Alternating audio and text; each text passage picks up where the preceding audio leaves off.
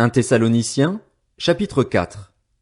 Maintenant donc, frères et sœurs, vous avez appris de nous comment vous devez vous conduire et plaire à Dieu, et c'est ce que vous faites.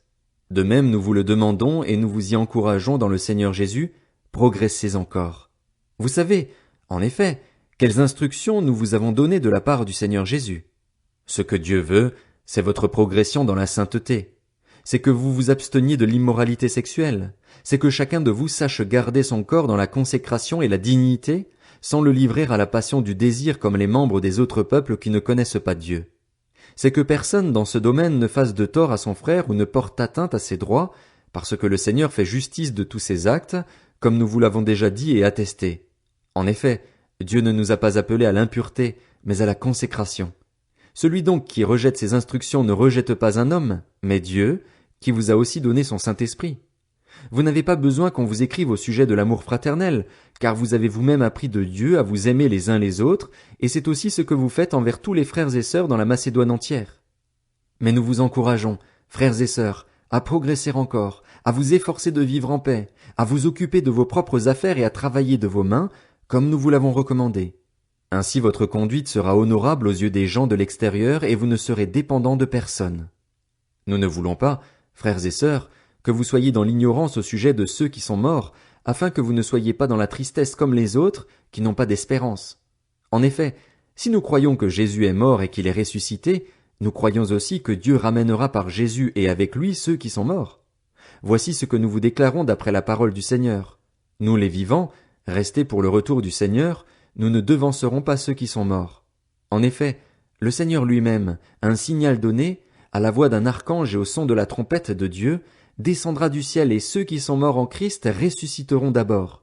Ensuite, nous qui serons encore en vie, nous serons tous ensemble enlevés avec eux sur des nuées à la rencontre du Seigneur dans les airs, et ainsi nous serons toujours avec le Seigneur.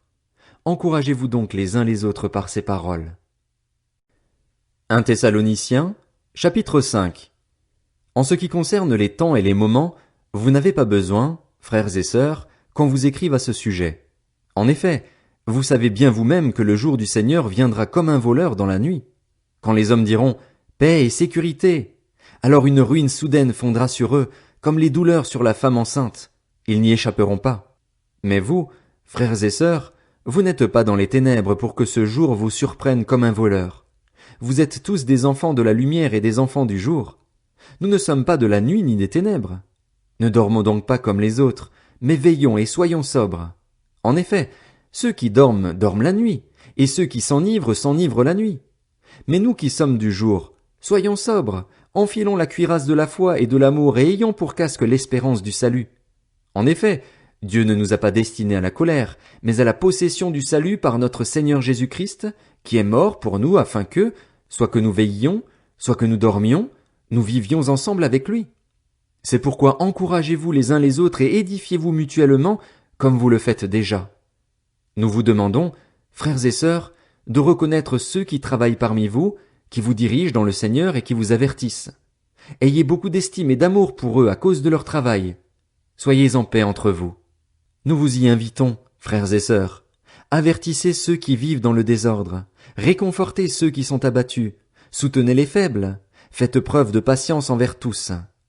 Veillez à ce que personne ne rende à autrui le mal pour le mal, mais recherchez toujours le bien, soit entre vous, soit envers tous les hommes. Soyez toujours joyeux. Priez sans cesse. Exprimez votre reconnaissance en toutes circonstances, car c'est la volonté de Dieu pour vous en Jésus-Christ. N'éteignez pas l'esprit. Ne méprisez pas les prophéties, mais examinez tout et retenez ce qui est bon. Abstenez-vous de toute forme de mal. Que le Dieu de la paix vous conduise lui-même à une sainteté totale et que tout votre être, l'esprit, l'âme et le corps, soit conservé irréprochable lors du retour de notre Seigneur Jésus-Christ. Celui qui vous appelle est fidèle, c'est aussi lui qui le fera. Frères et sœurs, priez pour nous. Saluez tous les frères et sœurs par un saint baiser. Je vous en supplie par le Seigneur, que cette lettre soit lue à tous les frères et sœurs. Que la grâce de notre Seigneur Jésus-Christ soit avec vous. 2 Thessaloniciens, chapitre 1. De la part de Paul, Sylvain et Timothée à l'église des Thessaloniciens qui est en Dieu notre Père et dans le Seigneur Jésus-Christ, que la grâce et la paix vous soient données de la part de Dieu notre Père et du Seigneur Jésus-Christ. Frères et sœurs, nous devons constamment dire à Dieu toute notre reconnaissance à votre sujet, et cela est juste, parce que votre foi fait de grands progrès et que l'amour mutuel que vous vous portez tous augmente de plus en plus. Aussi sommes-nous fiers de vous dans les églises de Dieu à cause de votre persévérance et de votre foi au milieu de toutes les persécutions et les difficultés que vous supportez. C'est une preuve du juste jugement de Dieu, pour que vous soyez trouvés dignes du royaume de Dieu, pour lequel vous souffrez aussi. En effet, il est juste aux yeux de Dieu de rendre la souffrance à ceux qui vous font souffrir et de vous donner, à vous qui souffrez, du repos avec nous lorsque le Seigneur Jésus apparaîtra du ciel avec les anges de sa puissance, au milieu d'une flamme de feu, pour punir ceux qui ne connaissent pas Dieu et ceux qui n'obéissent pas à l'évangile de notre Seigneur Jésus-Christ. Ils auront pour peine une ruine éternelle, loin de la présence du Seigneur et de la gloire de sa force lorsqu'il viendra, ce jour-là, pour être célébré parmi ses saints et admiré parmi tous ceux qui auront cru. Or vous avez cru à notre témoignage. C'est pourquoi nous prions constamment pour vous, afin que notre Dieu vous trouve digne de son appel et que par sa puissance il mène à leur accomplissement tout désir de faire le bien et toute œuvre de la foi. Ainsi la gloire du nom de notre Seigneur Jésus-Christ sera révélée en vous et la vôtre en lui, conformément à la grâce de notre Dieu et Seigneur Jésus-Christ.